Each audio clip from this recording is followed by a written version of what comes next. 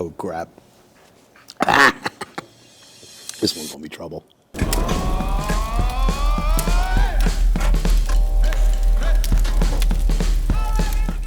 All right, what's up, everybody? Welcome to the Hot Ones. I'm with my man, Mr. Mingioni, my 11th grade history teacher. How you doing, Mr. Mingioni? Doing good. How we doing, man? So today, I'm about to be interviewing Mr. Mingioni with how, like, questions and shit like that. All right, Mr. Mingioni, you ready? Ready to go. All right, going left to right, right? What's this one again? This one looks like a spot. Weak knees, curvy sriracha. That's the first one we're about to be trying. All right, hold on. This is good. All right, Mr. Mingioni. The first question I got for you today is how did you become a teacher at Mastbaum? I came here in 2004. It was a transfer from John Bartram. I was at Bartram Communications in Southwest Philadelphia, which is now ComTech. And prior to that, I was at Bartram High School. So I came over in 2004, pretty much, yeah. So when you came from there, like, what made you want to switch from there to Mastbaum? Well, family-wise, it was a long distance. I had moved up to Northeast Philly, not far from Washington High School. So distance to travel was one thing. I was also very interested in, it was a different type of program, Mastbaum, too, being a vo-tech school with kids, obviously, having the opportunity to, chart careers at high school age, and that fascinated me. Even as a history teacher, as an academic teacher, it was an interesting new challenge, and one I'm glad I've done for the last almost 20 years now. What was the funniest thing that ever happened to you in a classroom? Funniest thing? Oh, goodness gracious. There's been quite a few goofy things that happened. Well, the funniest thing that ever happened to me, which at the time I didn't think was very funny, was my wife knows this thing well, is that I had, a couple years back, I fainted in class. Fainted? Literally, yeah. It was like I didn't realize it happening. I was in the middle of teaching. Our previous vice principal, Mr. Brown, was here. This was maybe about 3 years ago. And I'm just getting things set up for class, and students are getting ready to do group work, and I literally get up from my chair almost a little too quick. Blood rush. I didn't realize it at the time, and I had one of my seniors all of a sudden was like reaching out, like, what's going on? What's the matter here? And he caught me, literally as I was starting to fall down. And then, Nurse Chris came in, and it was, worried it was something else, and it turned out it was what was called a vasovagal episode. So it was just basically just lack of rush of blood to the head and had to get checked on. But between that and the coffee incident, I got two things that, I'll forever be known for here at Mastbaum for. Hey, we're going to try the next one. All right, we're going to try the next one. This is the sweet potato. Yep. Okay, let's try this. Pretty good. Grab another napkin. Try it in the back. If you can go back and give yourself 16-year-old self advice, what would it be? 16-year-old self, what would it be? Take things, couple things. One would be probably take things maybe sometimes a little bit more seriously when it came to, schooling and everything of that. So I felt like it wasn't until college where things really clicked in for me. I started college at 17, so I kind of realized when I was at Temple where I had to up my game even more. The other thing is probably to be, kind of enjoy things a little bit more sometimes. Sometimes you take things, at the same time where you say you take things seriously, there's maybe things I was taking things too seriously that I shouldn't have taken too seriously, and other things that I was too serious that I shouldn't have been as serious about. So it was things that you prioritized that wasn't really like a priority? Yeah, I think that was probably the biggest thing for me, was trying to do that and prioritize things correctly. So when you got to college, what was the major difference, like the major jump from high school to college? For me, it was, operating independently. Like it's college experience is just different. It's just, you don't have a full year, you got a semester for a class, you're given a lot of freedom, but with that freedom comes, I would say, responsibility, being personally responsible for yourself, I think, more than anything. And my first semester in college, I struggled with that, and I think after that, I got a hang of it. But it's something that I would definitely say to young people to go in and make sure you go in with the understanding that, yes, you got independence, but stuff can get caught up on you real quick. What advice would you give somebody that's coming from high school, transitioning into college?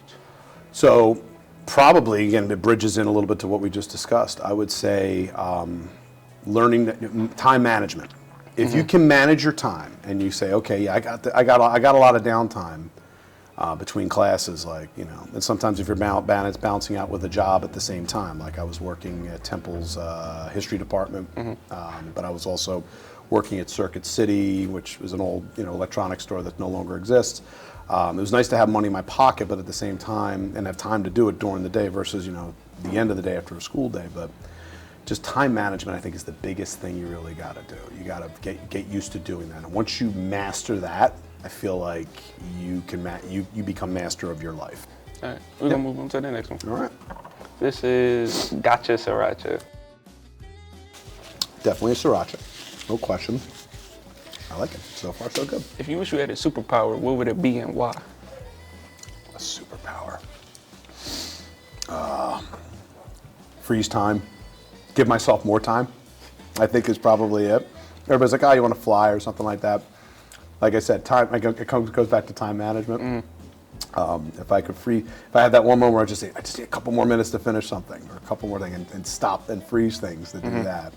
So that would probably be the superpower I probably would want to have. What would you think there would be a plus and a negative of that power? Because if you're doing that, you may be negatively manipulating other people, I guess, in some circumstances, especially, we always look at it from our own personal perspective as to what would work best. You know, we always hear the great power comes great responsibility. You know, we always hear that from Spider-Man and everything else, but it's the consideration of how that power would affect others and how you use it. Are you being benevolent with it, or are you just for your own personal gain? So that power that you want, right?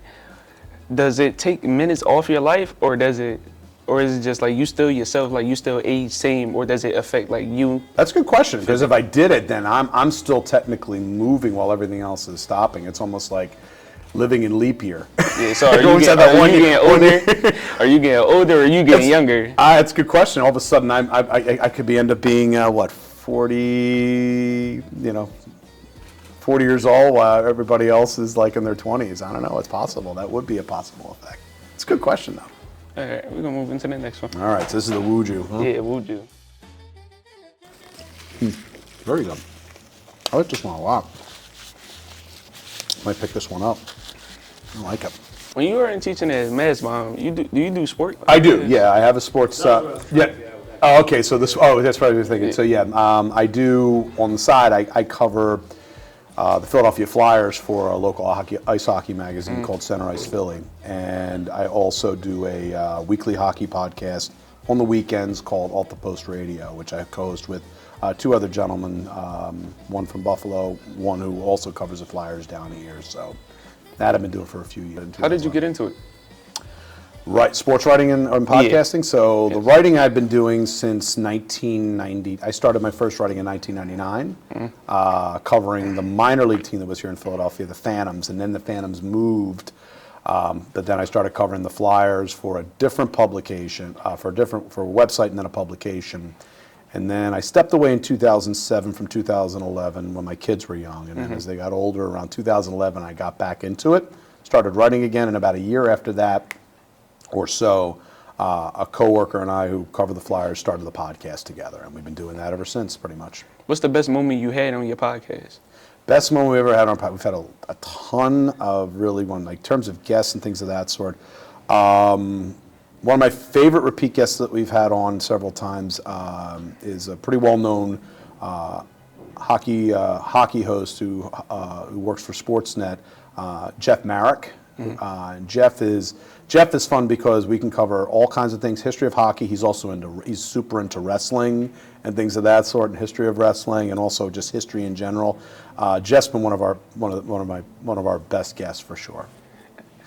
All right, we're gonna move into the next one. This is Mastbaum's own Habanero whole sweet. Okay, my tongue's trained on this one. And honestly, I sprinkle the habanero whole sweet that I have at home on literally everything. At fajitas at home. So you enjoy the sauce? Big fan of the habanero whole sweet. Looking forward to the sriracha too when you guys put that out. But the habanero's classic. I love it with anything. Tacos, anything. Pretty much put it on. Have you ever been late to a sports game? All the time. And what's the best time you had at a sports game? Like the best moment you could think of? So I guess it comes down to as a fan or when I was, because I have two experiences. It's either as a fan up until like 1999 as a kid, and then from 99 up until now where I cover it as a reporter. So I guess the question is, of those two, I've seen some crazy stuff. One of the things that happened, I forget how many years ago it was, there was, the Flyers are playing the Toronto Maple Leafs. I'm covering from up top. And there is a player from the Maple Leafs by the name of Ty Domi. And he's getting into it. He's arguing with a fan that's just over the glass. And he literally sprays water on the guy. And the guy starts, yelling at him. He's really flexing the glass behind the board. And I'm talking to another reporter. And I'm like, the way that glass is bending, I think that thing's gonna break. And all of a sudden, the guy falls into the penalty box, and the hockey player starts wailing on him, just starts punching the living daylights out of him. And you got security trying to separate. And that's probably one of the crazier things I've ever seen. I still remember seeing it happen live, and just saying what's going to happen, and the words "oh" came right out of my mouth because I knew exactly what was going to happen, and that's all anybody talked about after that. So that was a pretty wild event. But probably the best moment I ever got to cover as a reporter was 2004.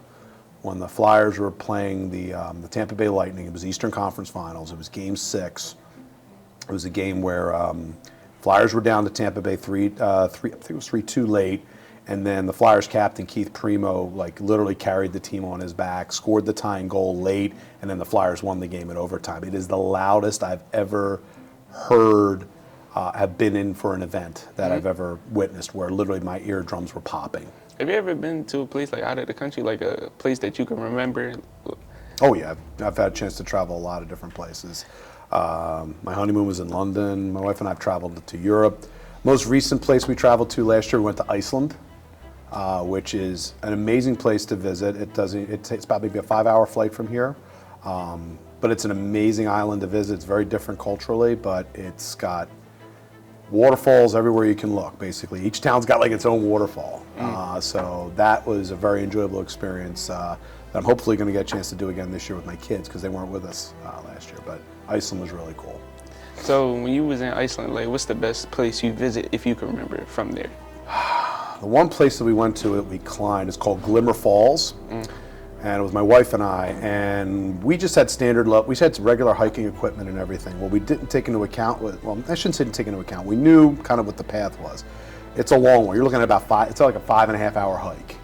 But what happens is that you literally are, and we didn't have any sort of regular hiking equipment where you would hook yourself up to something to go up a rock, but there were certain areas of the pathway to go where the falls were, where you're literally you're going uphill, but you go above the falls, and then you got to cross over the water in order to get to the other side. You're talking 40-degree water probably, and you're not wearing your shoes or your boots. You literally wear water shoes going across, and that was about the coldest my feet have ever been, probably. Do you think you was gonna get frostbite or not? It wasn't too bad, but it was definitely cold. And when I was walking, it was about 2/3 of the way across the waterway, and it was maybe about ankle level water, so it wasn't too high. Maybe up to my shin. I'm trying to remember exactly, but my foot hit a sharp rock, and it went right into my foot. And I never felt, when your foot's that cold, you never felt pain like that. I yelled that probably echoed throughout the canyon, and ran as fast as I could across the water, but. Glimmer Falls in Iceland probably is the one thing that really sort of stands out to me, because you had to go across these narrow bridges. You had a rope you had to hold on to as you were trying to get across. That was really cool. Well, what was the best moment in your life that you could think of? The best moment with your wife, by yourself, just you as a person. The birth of my boy. But obviously, my wedding day was really was amazing to have both my wife's family and my family. They're culturally very different. My wife is originally from the former Soviet Union. She grew up in Kyiv, again, which everybody is aware of. Obviously, what's going on in Ukraine right now. She's not Ukrainian, but they came over as refugees back in 1992 when the Soviet Union collapsed. But having her family and my family and how well everybody's getting along, even though they're very culturally different and language barriers, everybody was having such a wonderful time that was great. But the birth of my kids, certainly my oldest son Alex, and my youngest and my second my youngest son, Max. Those are the highlights of my life. Seeing my children being born and seeing them for the first time was, you never forget it. It's a part of you. It's a memory that you literally can remember physically where you were in the moment. All right, we're gonna eat the last one. This is the ghost pepper one. Yeah, this is death. Let me position everything in position for this last one, because this is gonna be. Let me look at the bottle here for a second. So this has got Melinda's ghost pepper. All right, here we go. Here it comes. That was good. Clears out everything real quick for you. Very good though. I'm gonna have some milk though with that. Last but not least question. What was the best piece of advice you ever received from somebody? The best piece of advice I ever received from somebody, 11th grade history teacher, who was very encouraging me, and he was convinced that I could be a really good teacher. And I think it was more just the encouragement of that, to hear that I could do it, and that I was able to do it. So I think it was just, again, he's just saying, you can do it. You can do this if you want to do it. And that was my choice. So did he motivate you to become a teacher? Yeah. His name was Mr. Yarborough. I think he's retired now. Went to Roman Catholic High School in Center City, so. God damn. All right. Just a simple, thanks for having us. See you next time. All right. We appreciate you for coming on, Mr. Mingioni. God, I can't talk. We appreciate you for hopping on the show. Thanks to Mr. Justice. Oh my God. Thank you, Mr. Justice, for having me on. I appreciate y'all. I'm gonna do a little advertisement. Make sure y'all cop this. How much is this again? It's $7.50. Make sure y'all cop. Mr. Mingioni got some in his house, so you might as well cop. That's right. Oh man.